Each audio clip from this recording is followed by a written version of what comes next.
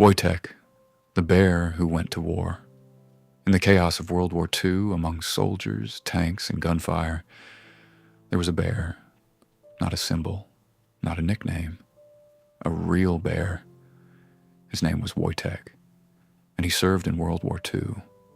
It was 1942. Polish soldiers had been released from Soviet labor camps. They were weak, starving, and far from home. Germany had invaded Poland. Their country was burning. Their families were scattered. These men had nothing left except each other. As they traveled through the Middle East, exhausted and uncertain about their future, they met a young Iranian boy. In his arms was a small, frightened bear cub. The boy had found the cub after hunters killed its mother. The cub was alone, hungry, helpless. The Polish soldiers looked at the tiny animal. It was shaking, just like them. They bought the cub from the boy. They didn't know why. Maybe they saw themselves in it. Maybe they needed something innocent in the middle of a brutal war. They named him Wojtek, which means happy warrior. At first, he was small enough to carry in their arms. They fed him condensed milk from a bottle. They wrapped him in blankets at night. He slept beside them in tents. For the first time in months, the soldiers smiled. Wojtek grew quickly, very quickly. Soon, he wasn't just a cub.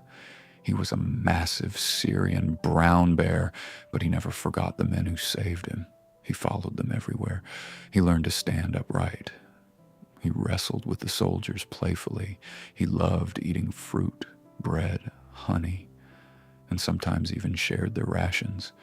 He also developed unusual habits. He drank water from bottles like a human. He rode in military trucks. He even learned to salute when greeted. Wojtek wasn't a pet anymore. He was one of them. As the war intensified, the Polish unit was reassigned to Italy. But there was a problem. Animals were not allowed on British military transport ships. The soldiers refused to leave Wojtek behind. So they did something incredible. They officially enlisted him. Wojtek became a registered private in the Polish Army's 22nd Artillery Supply Company. He had a service number. He received rations. He even had his own paybook. The bear was now a soldier. In 1944, the unit took part in one of the most brutal battles of the war, the Battle of Monte Cassino. The mountain was heavily defended by German forces. Allied troops had tried multiple times to capture it. They failed. The fighting was relentless. Shells exploded across rocky hills. Gunfire echoed through the valleys. Men fell every day. The Polish unit was tasked with supplying ammunition to frontline artillery positions. It was dangerous work. Heavy crates of artillery shells had to be carried up steep terrain under enemy fire. The soldiers were exhausted. And then something remarkable happened. Wojtek started helping. He watched the men carry wooden crates. He mimicked them. He stood on his hind legs and lifted ammunition boxes with his powerful paws. Each crate weighed around 45 pounds. Wojtek carried them one by one without dropping a single shell, up the mountain, through gunfire, through chaos, again and again. The soldiers were stunned. The bear who once drank milk from a bottle was now carrying ammunition in one of the bloodiest battles of the war. He never panicked. He never ran away.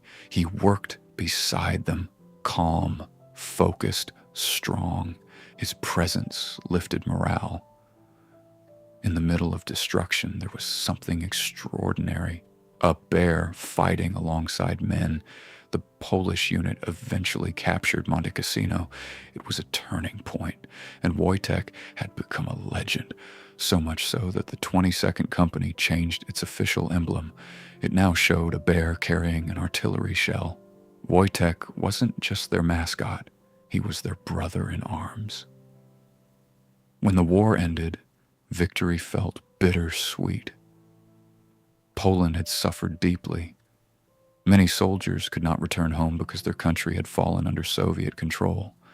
They were relocated to Scotland. Wojtek went with them. But the army was disbanded, and eventually Wojtek had to retire. He was placed in Edinburgh Zoo. It was a difficult transition. The wild mountains of Italy were replaced with enclosures. The soldiers visited him often. When they called his name in Polish, he responded. He stood up. He recognized their voices. They would throw him cigarettes. He didn't smoke them, but he would chew them playfully, just like during the war. Visitors were amazed when they learned his story.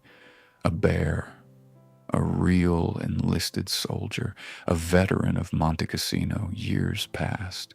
The soldiers grew older. The war became history, but Wojtek remained a symbol, not of violence, not of war, but of loyalty, brotherhood, and resilience.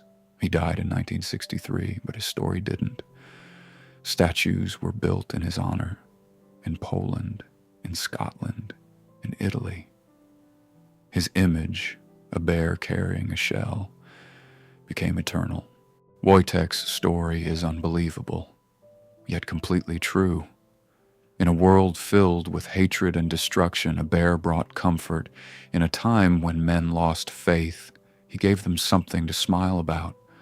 He reminded them of humanity when the world felt inhuman. He carried more than ammunition. He carried hope. And perhaps that's why his story survives. Because sometimes the most powerful heroes don't speak.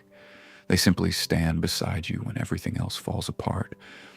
In the darkest moments of World War II, among fear and fire, there was a bear. Not trained for battle, not born for war, but loyal enough to carry the weight of it. And that is why Wojtek, the bear who went to war, will never be forgotten.